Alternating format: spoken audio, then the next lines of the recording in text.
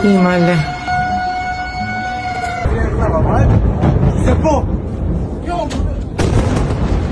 Di atas kertas, Venezuela sebenarnya bukan negara lemah.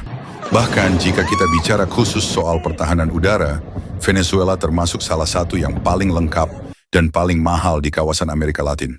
Sebagian besar sistem pertahanan udaranya berasal dari Rusia dan Tiongkok. Isinya bukan main-main. Mereka punya S-300VM dari Rusia, sistem rudal jarak jauh yang secara teori mampu mencegat pesawat, rudal jelajah, bahkan rudal balistik. Lalu ada Buk M2A, sistem rudal jarak menengah yang mobile dan dirancang untuk menghadapi ancaman udara modern. Untuk jarak dekat, Venezuela mengoperasikan Pantsir S-1 yang dikenal sebagai musuh alami drone, rudal presisi, dan pesawat terbang rendah. Bukan cuma itu, dari Tiongkok Venezuela juga dibekali radar seperti JYL-1 dan JY-27 yang sering disebut sebagai radar dengan kemampuan mendeteksi pesawat siluman. Di udara, tulang punggung angkatan udaranya adalah Sukhoi Su-30 Mk2, jet tempur berat dengan daya jelajah dan persenjataan yang signifikan. Kalau kita lihat daftar ini saja, pertanyaannya wajar. Kok bisa-bisanya pertahanan udara seperti ini terlihat kosong saat Amerika masuk? Jawabannya sederhana, tapi krusial. Masalahnya bukan di senjatanya.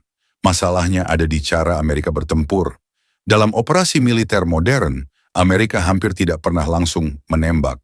Yang mereka serang pertama kali bukan misil, bukan pesawat, melainkan otak sistem pertahanan lawan. Yang dimatikan lebih dulu adalah jaringan komando, kontrol, radar, dan komunikasi. Melalui perang elektronik dan serangan siber, radar bisa dibuat buta, data target bisa diputus, dan sistem komando bisa dilumpuhkan. Akibatnya, informasi tentang musuh tidak pernah sampai ke unit penembak. Rudalnya ada, launchernya siap, tapi operator tidak punya data untuk menembak. Layar mati, target hilang, sistem terkunci. Disinilah peran pesawat seperti EA-18G Growler yang secara khusus dirancang untuk perang elektronik. Bersamaan dengan itu, pesawat siluman seperti F-22 dan F-35 bekerja di lapisan depan, menembus wilayah udara, mengumpulkan intelijen, dan menyerang titik-titik krusial pertahanan udara tanpa mudah terdeteksi. Serangan ini dilakukan secara overwhelming, lengkap, terkoordinasi, dan presisi. Radar utama, pusat komando, dan baterai rudal penting dihantam lebih dulu. Begitu koridor udara terbuka dan dianggap aman, barulah aset lain bisa masuk, termasuk helikopter pasukan khusus yang terbang rendah di malam hari untuk menjalankan operasi sensitif seperti penangkapan atau ekstraksi target. Ini bukan perang konvensional, ini operasi presisi, cepat, senyap, dan mematikan. Di sisi lain, Venezuela juga menghadapi masalah internal yang serius. Sanksi internasional membuat suku cadang terbatas, banyak sistem tidak dalam kondisi siap tempur, dan pelatihan operator tidak optimal.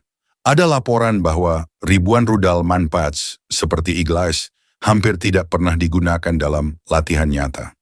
Ditambah lagi, sistem komando yang tidak solid dan dugaan lemahnya koordinasi internal membuat respons militer semakin tidak efektif.